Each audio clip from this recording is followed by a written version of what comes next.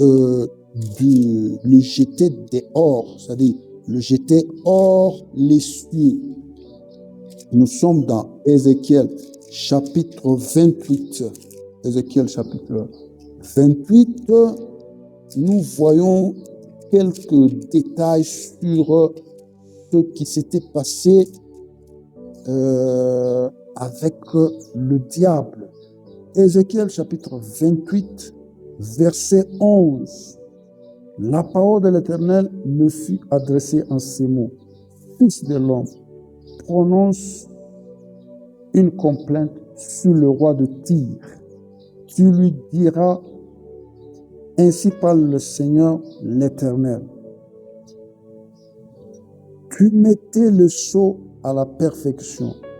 Tu étais plein de sagesse, parfait en beauté. Tu étais en Éden, le jardin de Dieu. Tu étais couvert de toute espèce de pierres précieuses, de sardoises, de topazes, de diamants, de chrysolites, d'onyx, de jaspe, de saphir, d'escarboucle, d'émeraude et d'or. Tes tambourins et tes flûtes étaient à ton service, préparés pour le jour où tu fus créé. Tu étais un chérubin protecteur aux ailes déployées. Je t'avais placé et tu étais sur la sainte montagne de Dieu. Tu marchais du milieu des pierres étincelantes. Tu as été intégré dans tes voies. Tu as plutôt été intègre dans tes voies. Vous voyez, depuis le jour où tu fus créé jusqu'à celui où l'iniquité a été trouvée chez toi. Vous voyez, ici, la prophétie parle d'un roi, un homme, mais la révélation du Saint-Esprit par rapport à cette écriture va montrer que c'est ça qu'a été le sort de Lucifer avant de devenir rebelle, avant de devenir Satan. Voilà ce qu'il était dans Éden. Éden ici représente l'atmosphère de la présence de Dieu, pas nécessairement un lieu géographique, mais c'est l'atmosphère de la présence de Dieu. La volonté de Dieu était que toute la terre soit comme Éden, un jardin où l'atmosphère de la présence de Dieu se fait sentir partout sur la terre. J'ai expliqué ça dans les vidéos où je parle du royaume de Dieu avant. Vous voyez, c'est ainsi que cet homme a été vraiment l'esprit là qui était dans Lucifer est le même esprit qui était dans ce roi quand Dieu a commencé à faire les reproches à ce roi ici. Alors, lorsque Dieu a tellement investi dans cet ange de beauté, de bien, de choses, alors ça lui a fait que l'orgueil est entré dans son cœur. Si nous lisons jusqu'au verset 19, l'orgueil est entré dans son cœur. Il a envié le trône de Dieu. Il se fait rebelle.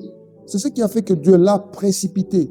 On a lu quelque part, on dit, jusqu'au jour où l'iniquité a été trouvée chez toi. Tu vois, par la grandeur de ton commerce, tu as rempli de violence, tu as péché, tu vois. Donc, le commerce ici, on voit les démarches qu'il a commencé à faire pour inciter d'autres anges à suivre son mouvement. Voilà, à suivre son mouvement. C'est ça le genre de commerce dont on est en train de parler ici. Alors, cette rébellion-là a fait que Dieu l'a précipité. Nous allons voir aussi dans Ésaïe, là on ne va pas lire parce qu'on n'a pas beaucoup de temps, Ésaïe chapitre 14, toujours du verset 11 jusqu'au verset 19. Ésaïe chapitre 14, Ézéchiel 28, Ésaïe 14, on voit l'histoire de cet ange qu'on appelait Lucifer. On dit même qu'il était un chérubin, vous voyez, il était un chérubin Donc, parmi les anges, quand vous voyez Ésaïe chapitre 6, vous voyez, il y a des chérubins, il y a des séraphins. Lui, il était parmi les chérubins. Et il a été créé pour représenter la beauté, les belles choses. Vous voyez, appelé la lumière, l'étoile du matin, tout ça. Cela a fait qu'il soit très orgueilleux et il a commencé à envier la place de Dieu. Il a voulu faire un coup d'État, ce qui n'était pas du tout possible. Donc, vous voyez, l'orgueil, c'est pourquoi même aujourd'hui, bien-aimés, dans ce que nous voyons sur Satan, les leçons que nous pouvons tirer sont que l'orgueil, c'est quelque chose de très mal, parce que c'est ça qui a poussé un ange bien-aimé de Dieu, très proche de Dieu, à devenir son ennemi. C'est l'orgueil. L'orgueil et la jalousie sont des choses qu'il ne faut jamais entretenir en soi. Une fois qu'enfant de Dieu, tu remarques que tu as de l'orgueil dans ton esprit, tu as de la jalousie, il faut combattre ça avec la dernière énergie. Parce que c'est ça la source du mal. C'est ça la source du mal. Il faut combattre ça. Vous voyez, c'est ce qui a fait que l'ange Lucifer a perdu sa place de qualité. Aujourd'hui, c'est un errant. Il n'a pas de place. Vous voyez, à cause de sa jalousie, lorsqu'il a vu tout ça, Dieu l'a jeté dehors. Maintenant, il n'a plus de place. Il veut se trouver un lieu où vivre. Alors, ayant vu que Dieu a donné à l'homme la royauté sur la terre, il envia encore la place de l'homme. Alors, qu'est-ce qu'il va faire? Il va maintenant se trouver un moyen d'aller combattre cet homme-là. Ouais. C'est ainsi qu'il crée il utilise le corps du serpent. Il utilise le corps du serpent. Vous voyez, parce que les anges n'ont pas le droit de vivre ici sur la terre.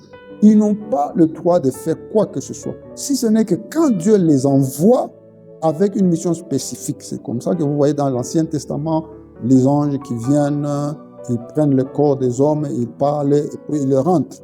Voilà. Ils ne peuvent pas rester, ils ne peuvent rien faire si ce n'est que exécuter la mission que Dieu leur donne.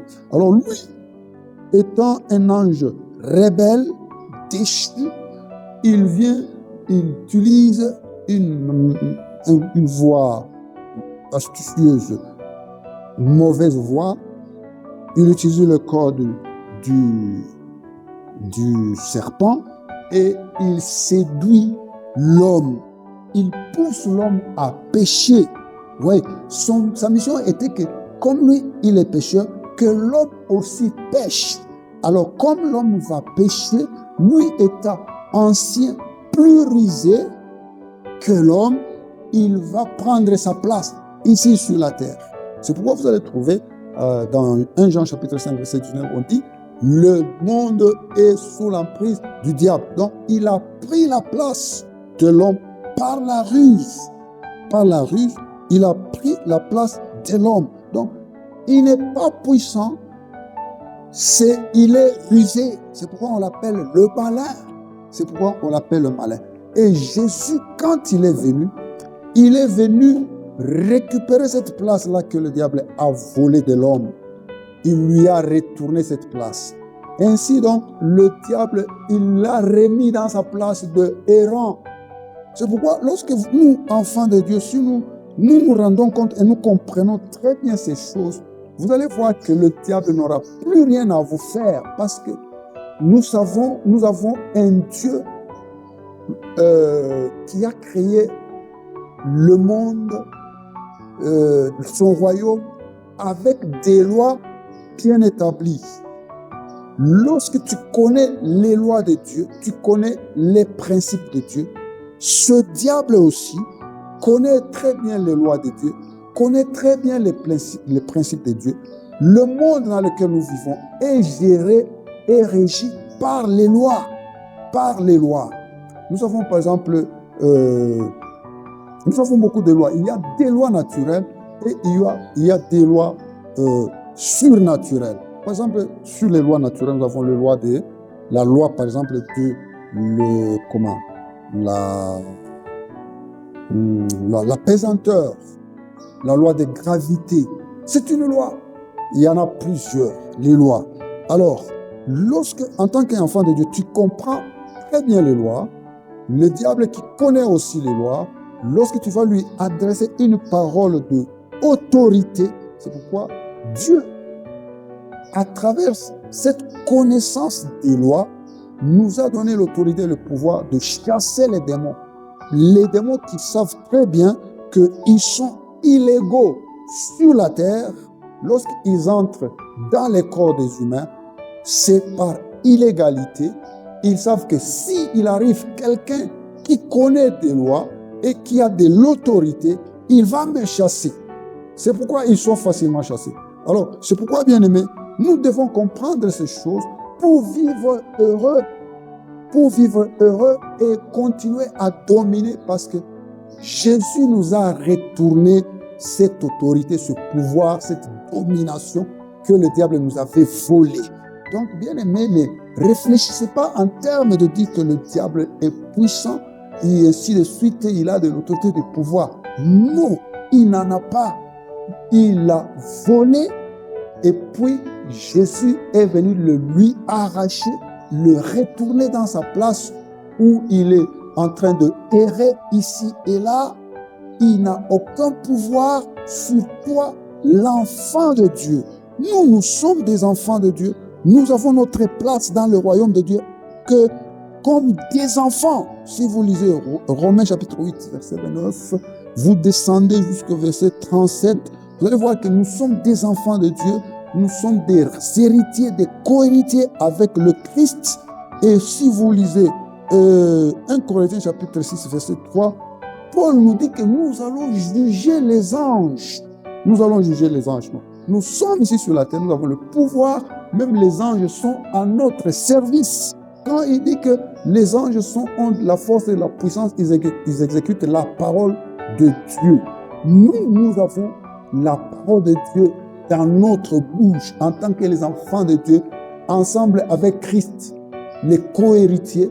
Nous avons la même parole que Dieu prononce de sa bouche. Nous la prononçons aussi de notre bouche. C'est la même parole et les anges vont exécuter. C'est pourquoi nous pouvons envoyer les anges avec cette autorité que Dieu nous a donnée. Nous pouvons envoyer les anges. Donc, ils sont à notre service. Ici, sur la terre, les anges n'ont pas de pouvoir sur nous. Nous avons le pouvoir surtout sur la terre. Et quand les anges sont envoyés sur la terre, ils viennent nous servir. Je crois que j'ai essayé au moins d'aider quelques frères qui vont nous entendre, écouter suivre cette vidéo. Ceux qui pensent que le diable est fort et puissant, il a le pouvoir, tout ça, ce n'est pas l'homme qui lui a donné le pouvoir, c'est Dieu. Il faut bien comprendre les choses. Je pense que j'ai expliqué. Dieu a donné le pouvoir aux anges d'exécuter les ordres qui leur sont donnés par la parole de Dieu. La parole que Dieu prononce, la parole de Dieu que nous prononçons en son nom. Vous voyez, les anges exécutent. Donc sur la terre, c'est nous qui avons le pouvoir. Et c'est le diable qui a donné le pouvoir. C'est Adam qui avait laissé tomber le pouvoir et le diable l'a ramassé. Mais Jésus est venu nous le rendre en l'arrachant encore du diable. Voilà en quelques mots ce qui concerne Satan, mais ce n'est pas fini. Je reviendrai encore avec d'autres explications pour nous aider vraiment à comprendre comment fonctionne le royaume de Dieu. Ce qu'il faut retenir est que ne soyez jamais orgueilleux, ne soyez jamais jaloux, surtout vous, enfants de Dieu. Nous voyons des choses dans les églises. Le diable continue à user de sa ruse pour séduire et détruire les vies des enfants de Dieu. Bien-aimés, comprenez que nous avons le pouvoir, l'autorité de chasser le diable de notre vie et ne permettons pas que ces histoires-là, comme l'orgueil et la jalousie, des choses qui sont venues du diable, puissent encore nous animer nous les enfants de Dieu, ça c'est donner du pouvoir au diable de contrôler notre vie. Notre Seigneur Jésus-Christ était très puissant. Il a dit, le diable vient me visiter. Jean chapitre 14, verset 30, mais il n'a rien en moi. Ce qui a donné le pouvoir à Jésus sur le diable totalement, c'est le fait de ne rien avoir en lui que le diable pouvait réclamer. Aussi de la même façon, si nous faisons comme Jésus, nous n'aurons jamais à nous inquiéter de la présence du diable sur la terre. Nous allons vivre comme si le diable n'existait pas. Ici sur la terre, nous allons régner. Nous entrons dans le royaume de Dieu. Nous commençons à vivre Éden. Commençons à vivre le paradis. Et le diable nous regarde. Il ne peut rien contre ça. Il a été dépouillé de tout pouvoir. Que Dieu vous bénisse. Continuez à suivre, à liker et à partager les informations, les révélations que Dieu nous donne afin que nous puissions vivre la vie pour laquelle Dieu nous a créés dans notre voyage de la vie sur la terre, là où nous sommes en train de régner avec Jésus. Que Dieu vous bénisse et à la prochaine.